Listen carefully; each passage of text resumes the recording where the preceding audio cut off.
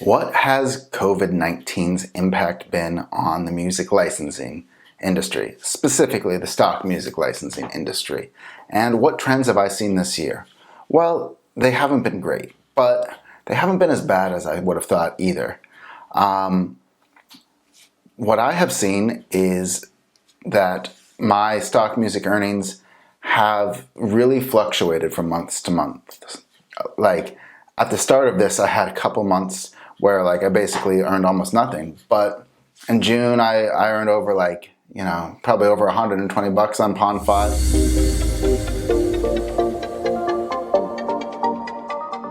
Overall this year, including a bit of the time before COVID, I've earned about somewhere in the ballpark of $800 to $1,000, mostly through Pond 5, although also a fair amount through Audio Sparks. Probably a couple hundred came from there, mostly from their in-store music licensing. Before I go farther though, I'd love to know what your experience has been with music licensing during the pandemic. Have you seen an uptick, a downtick? Have you focused on the type of music you might hear on ER, that sort of music? I'm sure a lot of people are needing medical sounding music. What have your sales been doing, and what sites have you been having success with? That said, I also have not really uploaded any music in 2020. And I made a whole video post about that previously, which I'll link to. And you can see why I haven't made music, or haven't made music for licensing and uploaded it much this year. But the takeaway from that is that despite having done almost no work to upload music, and despite an economic downturn, I still have made somewhere in the neighborhood of $800 and $1,000 this year. And that's pretty awesome. Basically, I'm continuing to get this passive income from the work that I did years ago on uploading my music, writing my songs, and putting it up there. And if you want to learn how to do that, I've got a link down below to my 5-day crash course for music licensing. It'll teach you everything you need to know to get started writing songs that are sellable. It'll teach you the best site to put it on, and it'll, get you launched so that you can start earning those passive income royalties, not just this year, but for years to come. So what do I think factors are slowing or affecting my income? Well, certainly the fact that I think there's just a global economic slowdown. And especially in the US, there is a major slowdown. And so people are just not buying as much stock music, I think. I think that, especially from the sites that I do it. But I think the stock market as a whole, because of the economy, stock music market is down. Second, I have not uploaded any music.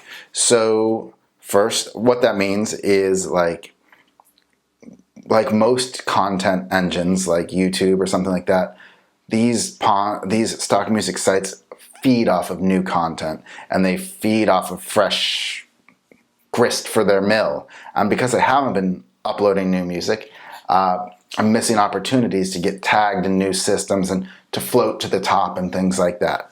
That said, I'm surprised when I sell a song, a lot of them are really deep cuts that have never sold before.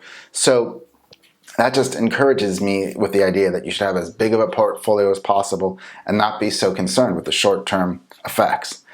The flip side of that is that I don't have any music that sounds like it's from 2020, right? So if somebody wanted a song that sounds, super trappy, or I don't even know what the sound of 2020 is, to be honest. I'm out of 2020 right now. I basically wish I could just hit the snooze button and wake up in 2021. But I don't have any music that sounds like 2020. And so for buyers that are looking for that super modern sound, I'm also not supplying that.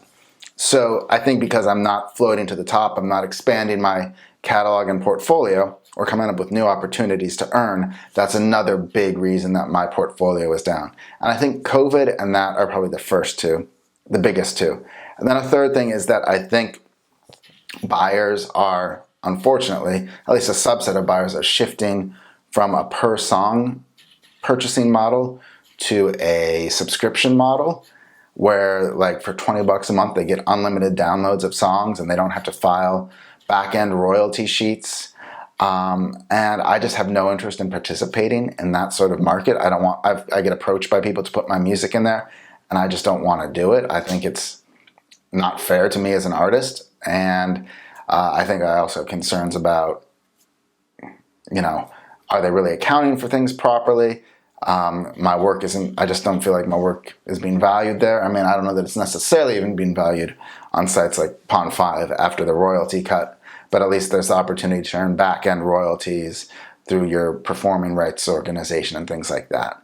So I would say that, there is the global trend of COVID. There's the global trend to probably move towards subscription-based music. And then there is just my personal thing of not having uploaded much music this year. And I guess on top of that, the Pond5 royalty cut. So, if this was back a year ago, my earnings would be like 30% higher or something. So, instead of having made like, let's say $1,000, I would have made, I don't know, 1,300. I don't do math, but let's pretend that's the number. So yeah, I think the trends are definitely fighting hard against artists, but I think there's still a ton of room for you to make your mark in 2020, to get started, to download that course, to start uploading your music so you can ensure that you will continuously get paid for years and years and years for the work you do today. Especially if you find yourself with a little extra time on your hands due to COVID, why not take advantage of that, get your music online, and start building a foundation for yourself. Let me know if you've got any thoughts about this, or if you've experienced different results.